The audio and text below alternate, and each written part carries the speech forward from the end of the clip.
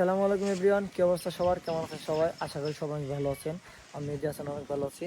তো যাই হোক, সকালবেলা খুব সুন্দর করে গাড়ি ওয়াশ করে এলাম, আর এখন হচ্ছে আল্লাহর নাম নিয়ে গাড়িটা নিয়ে বের হইতেছি।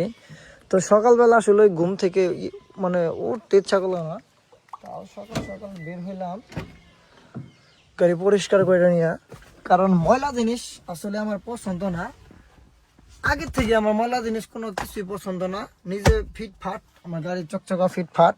তো চলেন স্যান্ডেল পরে বেরোলাম, কারণ হচ্ছে আজকে সবকিছু সকালবেলা ওয়াশ করে দিছি, জুতা প্যান্ট শার্ট সবকিছু ধুয়ে দিছি, এই জন্য স্যান্ডেল পরে বেরোলাম। তো দেখ, গাড়িটা পুশ করলাম, এই যে দেখেন স্টার্ট হয়ে গেছে। দেখছেন? আমার ভিডিও যারা কম বেশি দেখবেন, আমি চাই যে সবাই যেন ঠিক গাড়ি স্টার্ট দিতে পারেন, গাড়ি চালাইতে পারেন। গোষ্ঠী মারছে তো এখানে হচ্ছে যে হয়েছে একটু মানে পাখিয়ে মানে একটু লেড়াইছে আর কি। তো এটার একটু ওয়াশ করে দিলাম, টিস্যু দিয়া উঠাই দিতে হবে। তো চলেন আল্লাহ ভরসা, গাড়ি নিয়ে আমরা এখন হচ্ছে এখান থেকে বের হয়ে যাই। গতকালকে থেকে মানে ভাবতেছিলাম যে আজকে যে টিপে যাচ্ছি, টিপে যাবো না একটা নিয়ত ছিল, মানে একটা কাজ ছিল, কাজে যাওয়ার কথা ছিল। তারপরে হচ্ছে যে আর যায় না, পরের দিন গাড়ি নিয়ে বেরিয়ে পড়লাম। আর আজকে সকালবেলা বলতে সব কিছু আজকে একদম ফ্রেশ, মানে বাসার যত সব কাপড় চোপড় জুতা যা আসছিল একদম সব কিছু ওয়াশ করে দিয়ে বেরোইছি। আর মানে মূলত সবসময় সপ্তাহে 7 দিন কাপড় চোপড়গুলো একদিনে পরিষ্কার করে দেই। মানে হচ্ছে 4টা প্যান্ট থাকে, 3-4টা গেঞ্জি, আবার 3-4টা শার্ট, এগুলো এবার হচ্ছে দেখা যাচ্ছে যে 7 দিনে এক এক সময় এক একটা পরতে হয়। তারপরে একদম সব মিলিয়ে সপ্তাহে 7 দিনে একদিন কিন্তু মানে সুযোগ যেদিন পাই ইনশাল্লাহ ওই দিনে একদম সবগুলো একদম ওয়াশ করে দেই। কারণ হচ্ছে যে প্রতিদিনই তো ভাই এক এক দিন এক একটা প্যান্ট শার্ট জুতা পরতে হয়, এজন্য এক এক দিন এক একটা ময়লা হয়, এজন্য হচ্ছে এই অবস্থা। তো যাই হোক, এই জন্য সকালবেলা সব কিছু কমপ্লিট করে বেরোইছি। প্যাসেঞ্জারের বাসায় যাওয়ার সাথে সাথে ওনারা উঠে পড়ছে। এদিকে সব থেকে বেশি ভালো লাগছে, ওনারা লেট করে নাই। অন্য অন্য সময় অন্য অন্য প্যাসেঞ্জার বাসা যখন যায় ওনারা আধা ঘন্টা 20 মিনিট 1 ঘন্টা কয়টা মাঝে বসে থাকে। যাই হোক, আজকে মূলত ঢাকা এয়ারপোর্টে যাচ্ছি, তেমন কোনো ঘোরাঘুরি নেই, জাস্ট এয়ারপোর্টেই বিদেশিকে নিতে যাচ্ছি। এই জন্য হচ্ছে বিকাল টাইমে বেরোইছি। আর এখান থেকে পাম্পে যাব নাকি না যাব তা কোনো এস্টিমেট করি নাই। ইনশাল্লাহ পাম্পে যাওয়ার গ্যাসও নিতে পারি, নাও নিতে পারি, কোনো ঠিক ঠিকানা নাই। তো সামনে যাইতে থাকি আল্লাহ ভরসা। সামনে যাইতে যাইতে যদি দেখি যে না আমার গাড়ি গ্যাসে ঘুরতে পারবো না, তখন কিন্তু গ্যাস নিয়ে নিব, তখন কিন্তু আপনারা দেখতে পারবেন। আর যদি গাড়িতে গ্যাস যদি না ওঠাই, সেক্ষেত্রে কিন্তু আপনারা দেখতে পাবেন যে গ্যাস নিতেছি না। তো ইনশাল্লাহ মূলত নিবো না, আশা করা যায়, কারণ হচ্ছে যে গ্যাস আছে ইনশাল্লাহ ঘুরে আসতে পারবো, একটা টার্গেট নিতেছি। তো যাই হোক, সব কিছু বাদ ভিডিওগুলো আসলে ঠিকভাবে করতে পারি নাই। কিছুদিন আগে মাঝখানে টিপের চাপ ছিল, চাপের জন্য ইউটিউবে ঠিকভাবে ভিডিও দেওয়া হয় না। ইনশাল্লাহ নিয়ত করছি এখন থেকে রেগুলার একদম প্রতিদিন সকাল বিকাল মিলে ভিডিও দেওয়ার চেষ্টা করব। দেখি আল্লাহ বসে সামনে যাই, প্যাসেঞ্জার দেখি হয়তো বা নামাই দিতে পারি, হয়তো 10 মিনিটের জন্য ব্রেক দিতে পারি আমরা সামনে যাওয়ার পরে। আমাদের যাত্রী হচ্ছে একজন লোক এখান থেকে বিরত চলে যাবে, আর একজন লোক ঢাকা থেকে নিয়ে বাসার দিকে চলে যাব। সেক্ষেত্রে মনে হয় আমাদের বেশ একটা লেট হবে না। ফোন আইসা পড়ছে অলরেডি, ওনাদের একজন লোক আমাকে ফোন দিতেছে, দিয়া জিজ্ঞেস করতেছে আমি কোন পর্যন্ত আসছি। কারণ যাদেরকে নিয়ে যাইতেছি ওনারা ঢাকা সম্বন্ধে তেমন একটা আইডিয়া নাই, তেমন ওইভাবে চিনে না। এজন্য পরে বললাম যে ভাই দেন, প্যাসেঞ্জার যেহেতু উনি যেহেতু যাবে আমাদের সাথে যাবো, আমি কন্ট্যাক্ট করি ওনার সাথে, উনি কোথায় আছে। পরে ওনার সাথে আমি কন্ট্যাক্ট করলাম, কথাবার্তা বললাম, বলার পরে ওনাকে বললাম যে ভাই আপনি অমুক জায়গায় থাকেন, অমুকখানে আমরা আসতেছি। পরে ইনশাল্লাহ উনি হচ্ছে ঢাকা এয়ারপোর্টে বিমানবন্দর রেল স্টেশন ওইখানে দাঁড়াবে বইলা দিলাম। কারণ উনিও যাবে গা, আমার মধ্যে প্যাসেঞ্জার লোক একজন আছে, উনিও হচ্ছে বাইরে যাবে গা, আর একজন লোক ওনাদের ওইখান থেকে আমাদের নিয়ে যাইতে হবে আর কি। মানে আর কি উনি বিদেশি যাবেন আর কি, লোক আছে, মানে ওনাদের আর কি লোক নিয়ে যাইতে হবে বাড়ি থেকে। এর জন্য ওই লোক আসার জন্য ওনাকে লোকেশন দিয়ে দিতেছি, ওইখান থেকে ওনাকে রিসিভ করবো, তারপর দিন ইনশাল্লাহ ওনাকে নিয়ে বাসার উদ্দেশ্যে চলে যাব। আর আজকে ঢাকা যেহেতু বিকাল টাইমে আসছি, দেখেন কিছু মানে একদম ফাঁকা ফাঁকা রাস্তাঘাটে, তেমন একটা জ্যাম তেমন একটা নাই। বিশেষ করে রাত্রেবেলা এই দিকটা বিশাল জ্যাম থাকে, ইদানিং একটু জ্যাম একটু বেশি থাকে রাত্রেবেলা। দিনের বেলা তেমন একটা নাও থাকলেও রাত্রেবেলা থাকে। আবার যদি বৃষ্টি হয় তাহলে তো কোনো কথাই নাই, রাস্তার মাঝখান দিয়ে জায়গা জায়গা দিয়ে পানি বেঁচে যায়, মানে ড্রেন তো জ্যাম লাগে যা। কারণ যখন ভারী বড় বৃষ্টিপাত হয় তখন কিন্তু মাঝে মাঝে পানি উঠে যায় এদিক দিয়ে, আর গোষ্ঠী মারছে চাষায় দিয়ে রাস্তা আবার ওইবার নিকে টানা বাড়তেছে। তো যাই হোক, আজকে এয়ারপোর্টে বেশি একটা লেট হবে না, আমাদের যাওয়ার সাথে সাথে আধা ঘন্টা বা 1 ঘন্টা হয়তো বা দেরি হতে পারে, আবার নাও হতে পারে, কোনো গ্যারান্টি ওয়ারেন্টি নাই, কারণ আমরা আগেই ঢুকবো না। আমরা আপাতত বাইরে থাকবো, পরে ঢুকবো আর কি। তো যাই হোক, আজকে মূলত মানে গাড়ি চালাইতে ভালো লাগতেছে ঢাকার মধ্যে। ঢাকা শহর আসলে আসলে ভালোই লাগে দিনের বেলা। আরেকটা জিনিস, সেটাইতে রাত্রেবেলা গাড়ি চালায় কিন্তু শান্তি আছে, আবার রাত্রেবেলা সর্বোচ্চ রিস্ক। আবার দিনের বেলা গাড়ি চালায় কিন্তু কোনো রিস্ক নাই, কিন্তু একটু প্রবলেম গাড়ি চালাইতে, সমস্যা ভেজাল, মানে একদিকে প্রবলেম থাকেই, সেটা থাকবেই স্বাভাবিক। তো যাই হোক, আজকে মূলত ঢাকার ভিতরে স্বাভাবিকই গাড়ি চলতেছে, গাড়ির চাপ তেমন একটা নাই, ভালোই লাগতেছে। এরকম রাস্তাঘাট ফাঁকা ফোঁকা থাকলে আমার কাছে অনেক ভালো লাগে, কারণ ঢাকা আসতে বেশি সময় লাগে না, 2 ঘন্টা বা 3 ঘন্টা, 3.5 ঘন্টার ভিতরে কিন্তু অনায়াসে ঢাকার ভিতরে আসা যায়। তো দেখি সামনে যাওয়ার পরে হয়তো বা আমরা ওনাকে আরেকটা ফোন দিয়ে বলবো যে উনি এখানে আছে কিনা, বাট আমাদের জন্য অপেক্ষা করতেছে বললো। দেখি আমি একটা ফোন দিই ওনার সাথে, একটু কথা বলি, কারণ ওনার সাথে যে কথা না বলি উনি হয়তো ভাববে আমরা হয়তো বা ভিতরে ঢুকে গেছি, এরকম কিছু মনে করতে পারে। এজন্য ওনাকে একটা ফোন দিতে দিই, সামনে যাওয়ার পরে একটু আগায় গিয়ে ওনাকে একটা ফোন দিয়ে আমাদের লোকেশন অনুযায়ী আমরা ঢুকে যাই। যাই হোক, আমরা কিন্তু ঢাকা বিমানবন্দর রেল স্টেশনের সামনে চলে আসলাম এখানে। আর আমাদের যাত্রীরা হচ্ছে ওইখানে মানে মাল করতেছে, মাপ যেটা লাগে মানে 2টা ব্যাগে মানে যুগ করে নিতেছে। এজন্য হচ্ছে এখানে দাঁড়াইছি। আর একটা ভাই আসলো, ওনার কিছু পার্সেল বাইরে যাবে, এজন্য হচ্ছে আমরা এখানে দাঁড়াইলাম, তা নাহলে কিন্তু ভিতরে ঢুকে যাইতাম গা। আর বর্তমানে আসি হচ্ছে ঢাকা বিমানবন্দর রেল স্টেশন, ভালোই লাগতেছে। আর এপারে কিন্তু এয়ারপোর্ট, আমরা যেখানে আছি এটা হচ্ছে বিমানবন্দর, তারও অপর পাশে হচ্ছে এয়ারপোর্ট। আর আমাদের গাড়ি হচ্ছে এখানে রাখছি। তো ইনশাল্লাহ খুব দ্রুত আমরা এয়ারপোর্টের ভিতরে ঢুকে যাবো, শুধু বাইরের জন্য এখানে আসা। তো এখান দিয়ে আমাদের যেহেতু হবে, কিছু করার নাই। আপাতত কিছু লাগেজের ভিতরে কিছু জিনিস ওঠানো হইলো। এই যে বড় ভাই বিদেশ চলে যাইতেছে, আরে বাবা রে বাবা, নায়ক আয় হায় মিয়া, ধাক্কাও গা যাইতেছে গরুর মতো, এক একটা দৌড়ের মতো যাইতেছে, মানে ট্রেন মিস করবে এই জন্য। যে বড় ভাই যাইতেছে গা, ও রে মা কই যান। যে যাই হোক, আপাতত কিছু কেনাকাটা হয়তো আছে, এখানে কিছু মিশে নিব।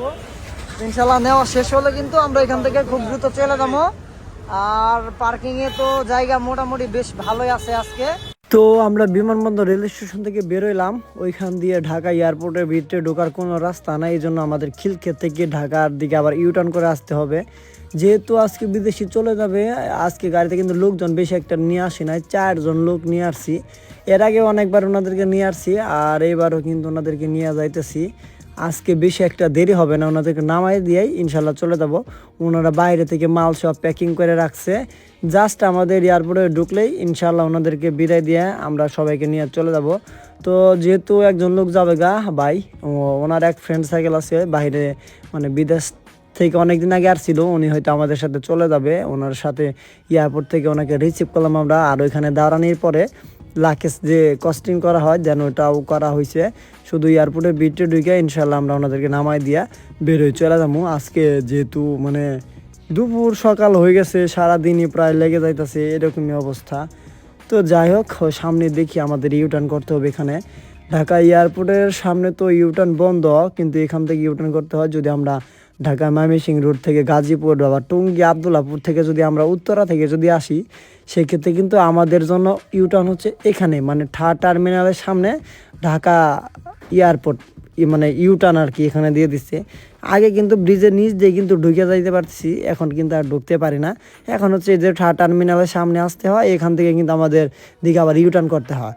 তবে আজকে ওইখান দিয়ে ঢুকলে চাইলে ঢুকতে পারতাম, ব্রিজের নিচ দিয়ে ইউটার্ন আছে একটা, কিন্তু এখানে মাঝে মাঝে সার্জেনের ডিস্টার্ব করে, অযথা হয়রানি করে পুলিশ, এজন্য ওইখান দিয়ে গেলাম না। আজকে যেহেতু ওইখানে একটু সার্জেন বসছে আসার সময় দেখলাম, এজন্য আর ওইখান থেকে গেলাম না, ভাবলাম যে একটু ঘুরে আসি, সমস্যা নেই। সার্জেনে ভাই দল দেন গাড়ির কাগজপাতি চেক দেবে, এই সমস্যা ওই সমস্যা, নানান সমস্যা, একটা হয়রানি করে, মানে সব কিছু ঠিক থাকার পরে একটা হয়রানি ভালো লাগে না আর।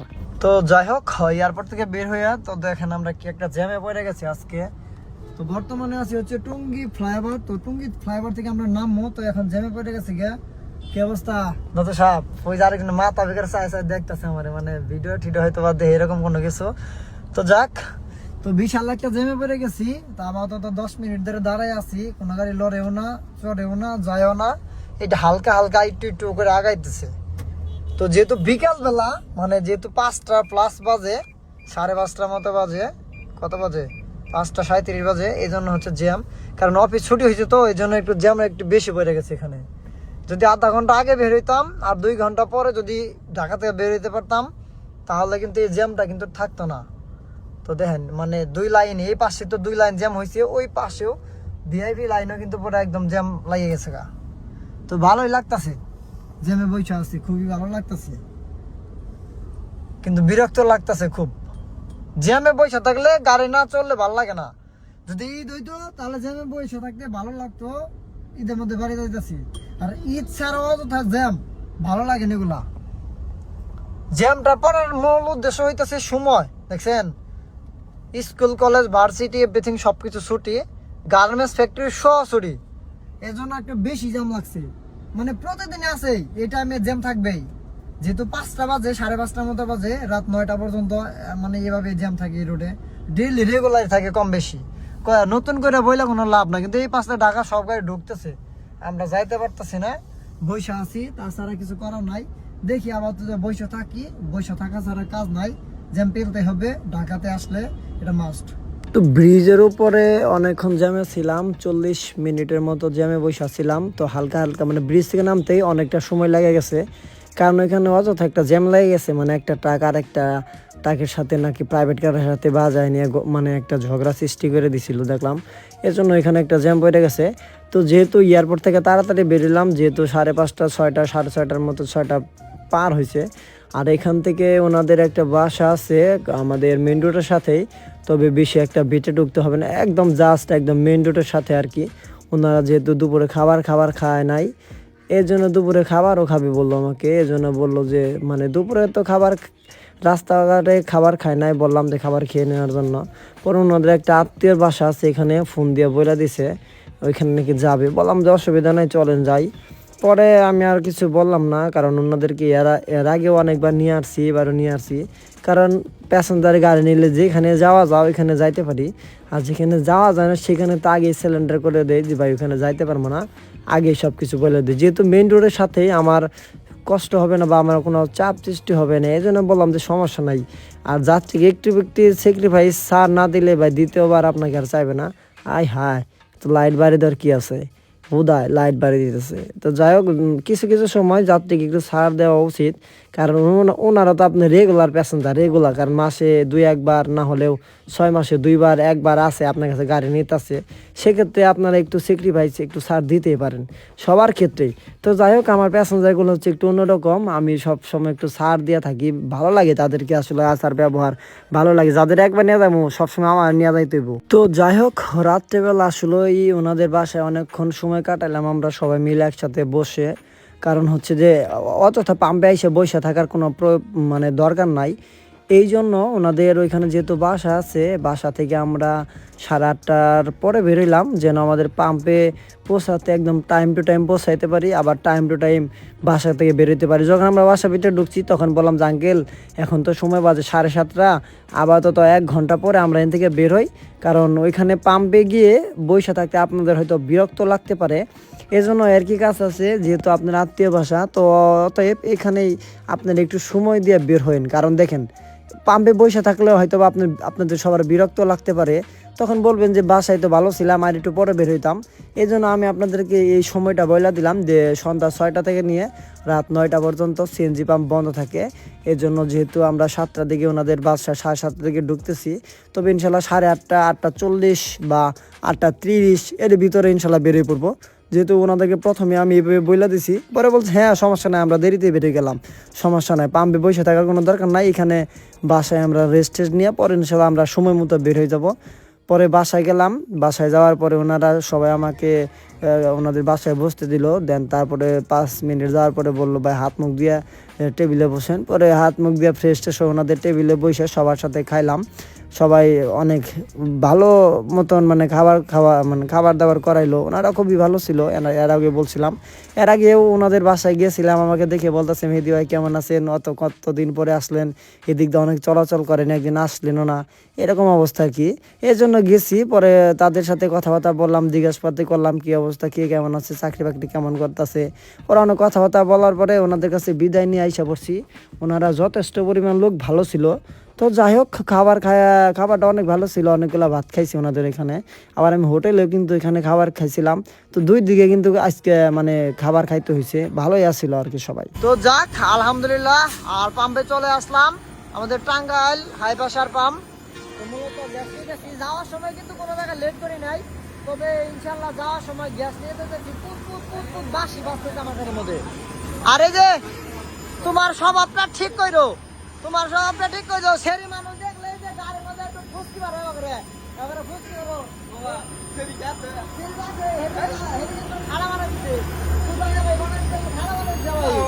নাকি আমার মনে ব্যাক সাউন্ড দেও কমিয়া আর ব্যাক সাউন্ড দিব না, পাম্পের মধ্যে মিয়া আমাকে দুনময় গাড়ি দেখলেই সেরি দেখলেই হ্যালো হ্যালো হ্যালো ধর মিয়া যাও আবার আসো মিয়া ইন্না রেকর্ড খারাপ ঝামেলা করে নাই না। পাম্পে আছি মোটামুটি গ্যাস নিতেছি, প্রেসার মাশাআল্লাহ সুন্দর আছে, পাম্পে গাড়ি নাই এজন্য কিছে তোমার গোষ্ঠী মানে সাঙ্গে তুলে দিমু। তো দেখেন পাম্পে গাড়ি নাই, প্রেসার ওই যে ওই জায়গায় প্রেসারে কাটা আছে 200 আছে না তো 200 হবো না, হাই প্রেসার হবো তোমাদের পাম্পের নাম হচ্ছে হাই প্রেসার, হাই প্রেসার না থাকে হয় কি। তো যাই হোক রাত্রেবেলা আসছিলাম, যেভাবে গাড়িটা রেখে গেছি ঠিক এইভাবেই আছে। সো এখন হচ্ছে আমরা বের হব। কি ব্যাপার লক খুলতেছে না কেন, এই যে এবার খুলছে। তো চলেন এখন হচ্ছে আমরা আল্লাহর নাম নিয়ে বের হয়ে যাচ্ছি আর স্টার্ট দিয়ে দেই। বাইরে অনেক গরম আজকে, বাইরে অনেক তাপমাত্রা। এখন বর্তমানে বাইরে যদি তাপমাত্রা যদি গাড়ির মধ্যে দেখাই, গাড়ির মধ্যে শো করতেছে না, কিন্তু একটু পর শো করবে। বাইরে অনেক তাপমাত্রা, যা বলার মতো না, অনেক তাপমাত্রা বাইরে আজকে। তো যাই হোক এখান থেকে যাবো হচ্ছে পার্কিং এ, যাওয়ার পর গাড়িটা ওয়াশ করতে হবে খুব সুন্দর করে। ওয়াশ করানোর পরে হচ্ছে দেন টিপ তো আজকে আর নাই, রাত্রেবেলা অনেক রাত্রে ঢাকা থেকে আসছিলাম, রাত 2টার মতো বাজে, ওই টাইমে আসছিলাম। যাত্রী খুব ভালো ছিল, তাদের রাস্তার ব্যবহারও খুব ভালো ছিল, কিন্তু অনেক লেট হয়েছে আসতে, যেহেতু বিদেশে চলে গেল এই জন্য হচ্ছে একটু লেট হয়েছে ওনাদের বাসার ওখানে। তো যাক আল্লাহর নাম নিয়ে গাড়ি স্টার্ট দিয়ে দিলাম। উফ এসি দিয়ে দিই, যেহেতু 2-4-5 মিনিট চলে নাই, আপাতত গ্লাসটা নামাই দিয়ে রাখি। আপনারা তাই করবেন, গ্লাস নামাই দেয়া এখন একটু রানিং করে নেই, যেন ইঞ্জিনের উপরে কম প্রেসার হবে, যেন কোনো চাপ সৃষ্টি না হয়। তো দেখেন গাড়িটা হচ্ছে এখন বের করবো আমি, আরে গোষ্ঠী মারছে ব্রেক। তো দেখি এখান থেকে আমাদের পার্কিং এ যেতে হবে, যাওয়ার পরে গাড়িটা খুব সুন্দর করে ওয়াশ করতে হবে বিকালের দিকে। এখন আর তেমন কোনো কিছু করব না, তো একবার বিকালবেলা ওয়াশ করবো খুব সুন্দর করে। আর বাইরে অনেক গরমে ভাই থাকতে পারতাছি না ভাই, প্রচুর গরম বাইরে, মাথা নষ্ট গরম। তো চলেন আল্লাহর নামে এখন ঢকে যাই। যাই হোক সন্ধ্যার সময় আমরা 300 বিটা চলে আসছি, ওইখান থেকে গাড়ি ওয়াশ করানোর পর সবাই মিলে একটা জোট করলো 300 বিটা নাকি ঘুরতে যাবো, এই জন্য হচ্ছে 300 বিটা চলে আসছি। আর ওই ভিডিওটা এখানে শেষ করতে পারি না, তার কারণ হচ্ছে আমাকে ভাড়া দিছিল হচ্ছে 6000 টাকা ভাড়া দিছিল, আর 100 টাকা পার্কিং আমার নিজের পকেট থেকে দিতে হয়েছে।